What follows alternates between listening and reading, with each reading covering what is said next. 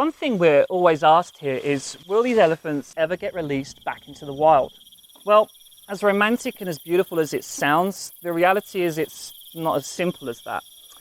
Hi, I'm Michael from Elephant Jungle Sanctuary, and today I'm going to be explaining to you just why the future for these elephants is probably in captivity, but how that doesn't have to necessarily mean a life of suffering, as maybe is commonly thought in this part of the world.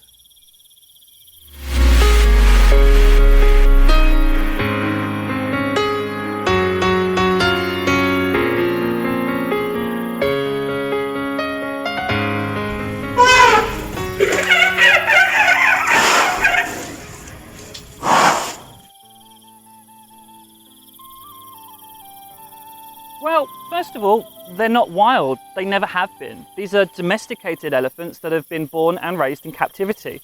Letting them loose into the wild would be akin to letting a horse out of its stables. Although they look identical to their wild cousins, they wouldn't know how to survive out there on their own. Simple things like, where's the best place to get water in dry season?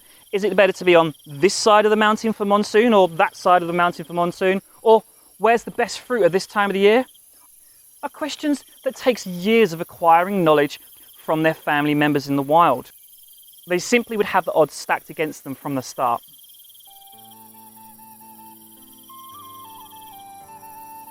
Number 2, where would they go? The reason why the numbers for Asian elephants in Thailand are so low is because of lack of habitat. Approximately 3,500 wild elephants call Thailand home. And even that number is causing a lot of conflict with people. What would happen if we were to introduce the 4,000 or so that are in captivity now? As Thailand's population grows, the human and elephant conflict shall also grow. Wild elephants will often raid local farms for an easy meal, causing massive damages to both property and profit, and often ends in tragedy for both elephants and humans. Captive elephants, who don't have that natural fear of humans as the wild ones would almost certainly go straight to humans the second they're hungry, as all they've ever known in the past is humans equals food.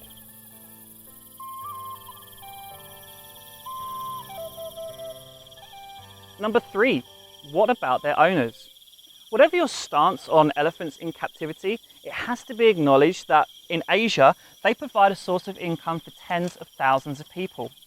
Should these guys be made to go into the wild, what would happen to the owners and their families with no source of income coming in? In a developing country like Thailand, where a stable job is hard to find, these people would not only lose their elephants, they would lose their source of income as well.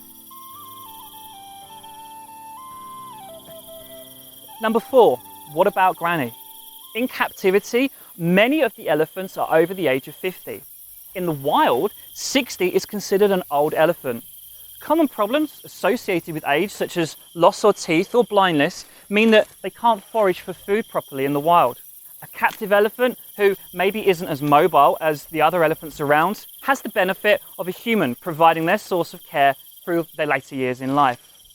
More and more elephant parks across Thailand are offering specialist care and diet for their geriatric residents that is a combination of 21st century knowledge and traditional herbal techniques.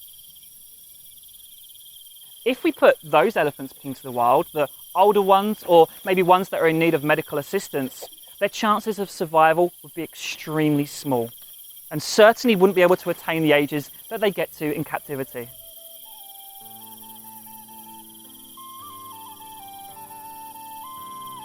Number 5, the spread of diseases. Both captive and wild elephants are obviously genetically identical. However, their immune systems have had very different tests over the years.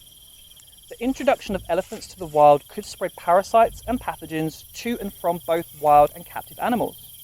A relatively harmless pathogen for one could cause major health issues for the other. It could be argued that a wild elephant has a much tougher, stronger immune system because of the diseases that are found out in the wild. The existence of sanctuaries and places like the Thai Elephant Conservation Centre ensure that domestic elephants have access to medical treatment throughout their lives, and therefore their immune systems may not be as strong. A captive elephant, anytime they've been sick in the past, has had the benefit of veterinary treatment. Putting them out into the wild would be exposing their immune systems to diseases that they never would have seen before and could cause serious problems to their health. Number 6. Not on my turf. A captive elephant would have no idea of existing territories that are occupied by wild grazing elephants. For a captive elephant to stand any chance of survival and avoid territory disputes, it would almost certainly have to join a wild herd. Although elephants are incredibly social animals, the majority of the herds, if not all of the herd, is made up from family members. They will occasionally let outsiders into that herd, but it's not common and is far from guaranteed.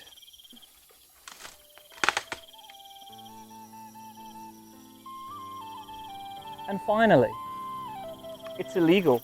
If an owner was to put their elephant into the wild, it could be seen as abandonment of a globally protected species, or even worse, neglect of an animal that has featured so heavily in the history and culture of Asia. So in summary, the points to remember are: they are captive animals. There is not enough natural habitat for them. It would leave tens of thousands of people unemployed. The weaker elephants wouldn't stand a chance. The risk of spreading diseases, overlapping territories, it's illegal.